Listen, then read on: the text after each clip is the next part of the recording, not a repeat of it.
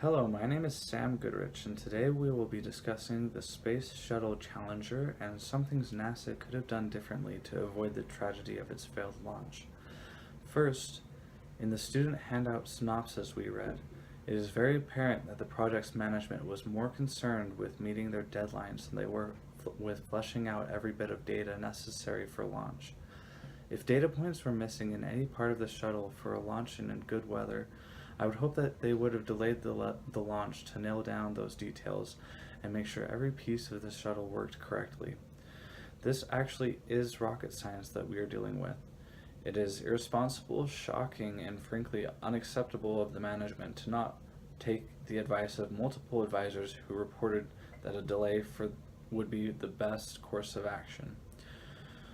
While deadlines were important and NASA was understandably walking on eggshells when trying to accommodate the Vice President of the United States, NASA should have policies and checks and balances in place that can override a couple of managers' drives to reach these deadlines when there is a significant safety concern.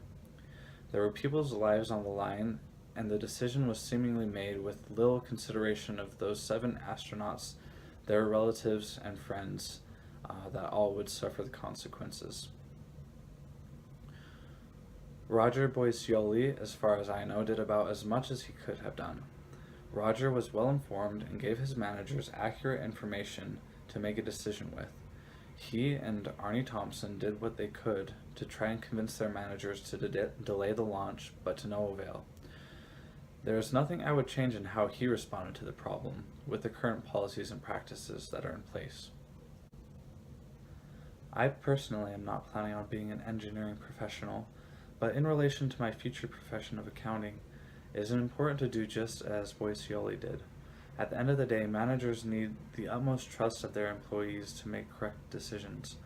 The employees should warn the manager of risks and potential disasters, but the manager should be able to make judgment calls on when to take a risk. In general, this principle holds true. But when considering the nature of this situation, as lives were at stake, there should be some extra hoops managers should have to jump through to make these judgment calls. In normal situations, occasional mistakes are inevitable and should be expected. Sometimes an employee may believe the management is making a mistake, but an employee may not have all the information a manager has access to. And there may be info that makes a compelling case for the manager's decision. So it is important to foster an environment of trust between employer, employee, and manager.